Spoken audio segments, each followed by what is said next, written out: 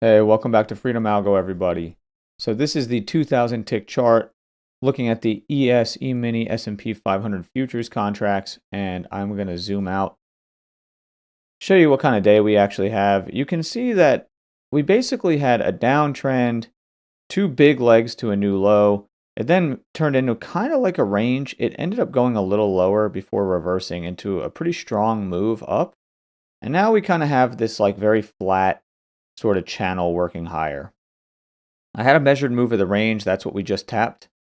And it looks like we're trying to fill the gap here. And we still have a gap up here. So we actually have two gaps on the chart. This one here, this one up here. And so very, very possible that that's what's basically happening right now, is that we're just trying to get there. There's not a lot of strength though, so it's moving pretty slow right now.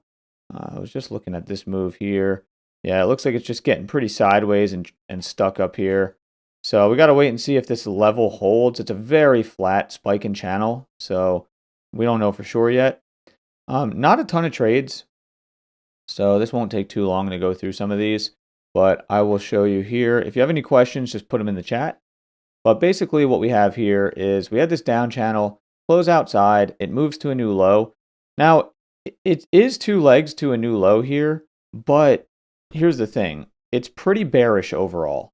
If you look at this here, you can pretty much see that that's the only time that we were above the 21 EMA there. The rest of this is all below. And the 21 EMA is the only indicator that we are using on the chart here. Okay, so what we have here is a new low, pullback. It's a first entry short below this bar, pullback. It's a second entry short below this bar, but it's not a good signal bar. It's kind of a doji. It doesn't it closes pretty much near its middle, not really its lower third just because of the shape of the bar. But it breaks lower, and then this bar actually makes an equal high, which you can treat like a lower high. So this is everything moved here. It's a lower high after a second entry short below this bar. So that's a nice one. And that was early, like 25 minutes before the open. Then it comes down, and you get this here where, let me zoom this out. You get a close outside here, and it's a new low. And then you get one more move down here to a new low. And this is actually a second entry long. It's also a failed breakout of this level here, because we had bounced there before. So it looked like maybe a failed breakout. It's a second entry long. It's pretty far from the EMA. It's a bullish bar. You are picking a bottom there, so you got to be careful. Higher low is better, but the higher low is here, and it's not a bullish bar, so you can't take it anyway. And then it comes up. You get a close outside here. It moves to a new high, and then you do get a lower high here. I don't know why everything moved on me here. It's annoying. You do get a lower high here. I didn't take this. I thought this was risky because even though there's some bearish momentum here, like you could see, there are some ways that you could draw a channel, like a possible wider channel forming there. At some point also, I was considering like maybe that we have a channel that was looking like this, like a spike in channel that came down. And you can see that that worked until over here, but I don't know. It was a little bit dicey though, because you weren't sure if this was just going to be a failed breakout of this range, if this was going to turn into a spike in channel upward. We had a lot of space to this gap. So I just thought there was a lot of conflicting stuff going on when this happened. And there's no like triple test there. It's really just a failed breakout here and then a lower high. So I didn't love it. And you can see that it wasn't, you would have got stuck sideways for a little bit until it worked. So I originally didn't mark that one, but I think it's valid. I just think it's a green arrow trade. I don't think it's a red arrow. And then after that, you make a new low. You do get a close outside here. I don't think you want a long there. It's just picking a bottom. And then it makes one more leg down. And actually, you couldn't long there anyway. It doesn't break above. It makes one more leg down. And then it does make this equal low, which you could kind of look at like a higher low. But I just think that you want to have an actual higher low where it does break lower and move up. And this is just looks all like the bottom to me. So I just don't like it. Then you get this up here. There's nothing here. There's a failure there, but you don't want to take a failure there yet. I don't think that it's ready. I don't think that you're ready to conclude that there's a reversal there, because it looks like there could be a channel down still. But then finally it does turn into this up channel and just breaks straight through. There's no trade entries here besides one. Oh, what are the, sorry, I just saw the questions. I wasn't looking over. All right, so someone asked me, what are the gaps from? The gaps are from yesterday's close. So yesterday, this big line is yesterday's where we closed. So you can see here, this price is 5671.25, and that's where the market closed yesterday. And so it leaves this, it plots the price of yesterday's regular hour close, and then the overnight opens, and then it moves down. And so on the regular trading hours, if you weren't including the overnight, we would have a gap. Where this yellow line starts is where today the price opened. So there's a gap on a chart if you were looking at not the extended hours. So that's where the gaps come from. And hey, good to see you, Jancy. Good to see you. So I was looking at this here. We basically do have a possible trade here that I didn't mark because something weird happened with my candles earlier. I had to refresh my chart. It was one of those annoying things. But I did have a possible hidden second entry here, but now it's gone because I refreshed my chart. So there's really no trades in here, unfortunately, even though it's a pretty strong move. This moved on me. All right. Finally here, it does give you a first entry, second entry long, but it's still trending down. You can't take that. And then it does this one, which is now a triple test of this level here. So I do think that you could take that one. It's a close outside and a new low of this down channel. You are looking for a new high. So I do think that you could take that one. From this low, there's a first entry, second entry short that looks like a failed breakout to me. So you have a second entry short, failed breakout. A lower high would have been better. You actually do get a lower high here, right here. But again, I had to do something with my chart earlier and refresh the candles. So I do think you can mark this here as a, this is a lower high after the failed breakout and after the second entry short because it's an equal high there. So you can treat it like a lower high back into this little range. It has moved pretty far though. So I'm going to leave it green. It's not a red arrow for me. There's a second entry here, but you're not looking for a second entry there. It's two sideways. And then finally we come up, we get this high here, get a pullback, we get a first entry long. This actually breaks lower and then comes up. So above this bar is actually a second entry long. And then it gives you a higher low. It's also from the low, a first entry, second entry short that fails. So this is a failed second entry short. It's a higher and a higher low after a second entry long. So this is a pretty good setup. The only reason I left it green is because it's kind of in the middle of this sort of rangy looking price action. Not really a strong trend. So it's just overall a little bit consolidated there. So I don't love it. It's tempting here to take this lower high, or it's like an equal high, treat it like a lower high after it moves up.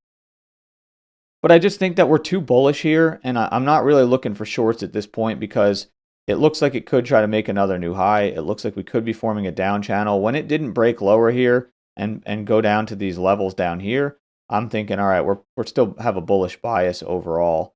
And you can definitely see that. And even here, I can raise that a little bit. You can see that we are making higher highs, even though they're not going very far. And we are making higher lows. So we do have a spike and channel. It's just that the channel's not very steep here. So that's just what we're dealing with here. It is possible, by the way, that you could draw from the low over here. And you could draw the spike and channel more like that. And then it's a little bit steeper. But right now, I'm leaving it as is. This had a close outside. That's a new high on this up channel. So this up channel right here has now played out. It is going to probably make a lower high here, but I don't think you want to be looking for shorts yet. I think you need to wait for it to come down to the lower levels and look for longs here because it's just a little bit risky there. So that's kind of how I'm seeing it. Not too much else on this day. Most of these are green arrow trades, as you can see. I have one red arrow there. And some of them are a little bit more arguable, but we could get a lower high here. So let's see if we do. Okay, this is looking pretty strong because we have a new high here. So this could form a lower high that closes really bearish, in which case this thing will probably make a stronger move downward to at least try to test these lows. But we'll see. It depends on how this bar closes. So let's just watch for a second and see what we get. And if anybody wants to learn any of these strategies, how I'm doing this stuff, how I draw these trend lines, what all this means, just go into the description. Oh, here's the lower high, and you can join the school membership. You can join the free courses. You can learn it all in there. Sorry, I was trying to read the chat as I was talking, so I got a little bit confused. All right, I'm going to address that in just a second here, Jancy. So yeah, just in the description, you'll see the free school membership, and you can check it out. You can get the free courses, and this is exactly what I just said, that we're probably going to get a lower high here. So that was the bullish move to close outside new high. This is one where you could argue for it because the way this formed here, there's at least a triple test there. I think this is actually one that you could argue for to be red here. And what this is a triple test and lower high. This was kind of like a failed breakout type level. Even if you raise this up to the close there, like that, it's definitely a triple test. It's a lower high.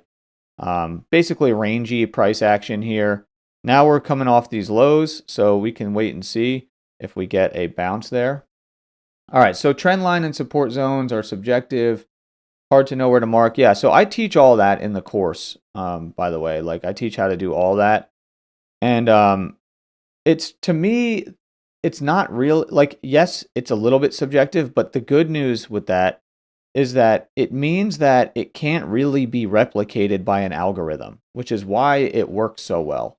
So the thing is, there's an art and a science to trend lines. Now, it's not all subjective. Like, some of it is pretty specific. Like, when I draw a trend line, there's only really two options. I either draw from the low of where the move starts, or I draw from the most recent higher low of where the move starts for what fits.